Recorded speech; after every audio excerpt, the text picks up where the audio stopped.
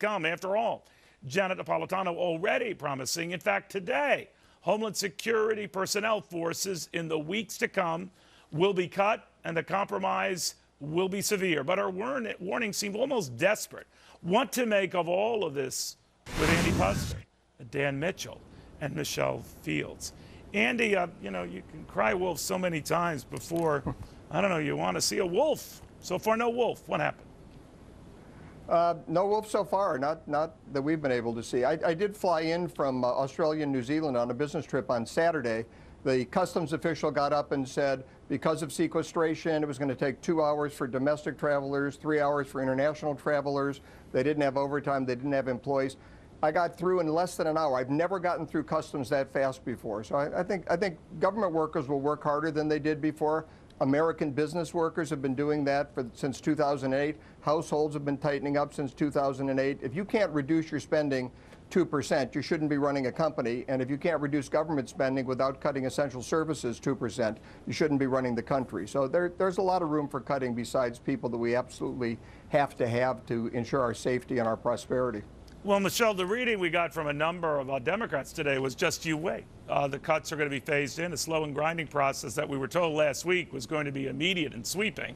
I know that was then, this is now, so I'll take it at their word that this is coming. But in the scheme of things, I think they doth protest too much.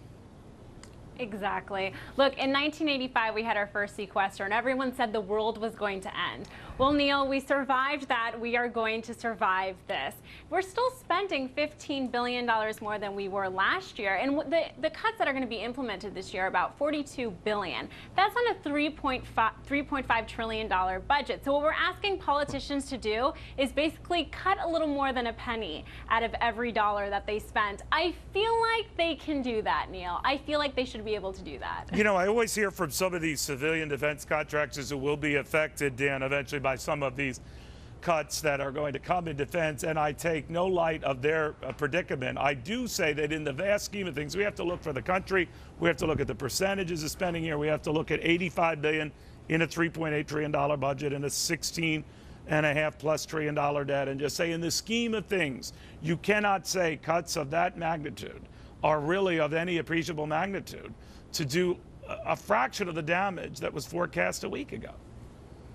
If you're a defense contractor and you're getting 50% of the sequester and you're only 20% of the budget and military salaries are being held harmless, then yes, the concentrated cuts on a few contractors and consultants and civilian personnel might be a little bit unpleasant. But the broader point that you just made is that we have government growing too fast, a federal government that's too big. We have all this Keynesian rhetoric coming out of the White House about, oh, we need more government spending to give us jobs. Well, that's exactly the same argument they used in 2009. They were wrong then about the job-creating impact of more government spending, and they're wrong today about the supposed job-killing impact of less government spending. We reduced government spending as a share of GDP under both Reagan and Clinton, and we got much, much better performance then than we have had under the Bush-Obama big government years. Andy, obviously, Republicans, if this stays the same, in other words, where we don't have really any noticeable disruptions, they're going to say, well, obviously, we can't afford to cut. Don't believe these hysterical claims. Flip it around, though, Andy, you could say the first bump we have, it could sort of be like the climate change, folks. If it's hot, it's climate change. If it's cold, it's climate change. You know, if it's your mother-in-law, it's climate change. You know what I'm saying? That you could pin anything to it, and then there's no way to come out ahead of it. What do you make of that? Well, I'll tell you, the president is running the country. It's like running a business. If your board of directors tells you you have to make cuts, you have to make cuts. And you should be able to make them without cutting any essential services, particularly when the cuts are this small. It's 0.5% of GDP. We can do this if the president will lead, if the government will go forward in an effective manner. But Andy, what does it say when the president, forward. I'm sorry, my friend, but if the president is saying these cuts are draconian and really cut to the core, Armageddon-like, then does he really have the appetite for the type of substantial things we need to see done as far as this whole continuing resolution thing by the end of this month and more substantial cuts down the road in future months? Clearly, he doesn't have the stomach for it. But I think the American people know these are not draconian cuts. These are not severe cuts. They know we have a spending problem. When you spend more than you bring in, you by definition have a spending problem. And they realize they're making a bigger deal out of this than it is. This is government by crisis. It's running a business by crisis, and you can't succeed that way. We need to calm down. We need leadership. We need some rational thought going forward. And we can address these problems. It just has to be done in a way where you're not creating a crisis every time something doesn't go your way. Michelle?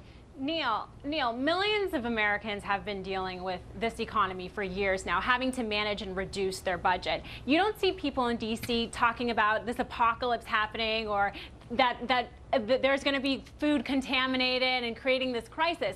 It's not until the jobs of government workers are on the line and when the welfare state might be minimized just a little bit that they go crazy. So I think that Americans are starting to realize how out of touch, and they look like a bunch of spoiled brats in the Beltway, that they feel like they should not have to suffer the realities of the economy while everybody else has to do it. No, that's a very good point, Dan. One I want to end on with you. I mean, Americans are getting used to not only the upper income folks who really got walloped, but virtually 90% of working Americans who saw what was taken out of their paycheck, about 2%, which is a lot more than the cuts the government has to make right now. Americans are adjusting and making those adjustments.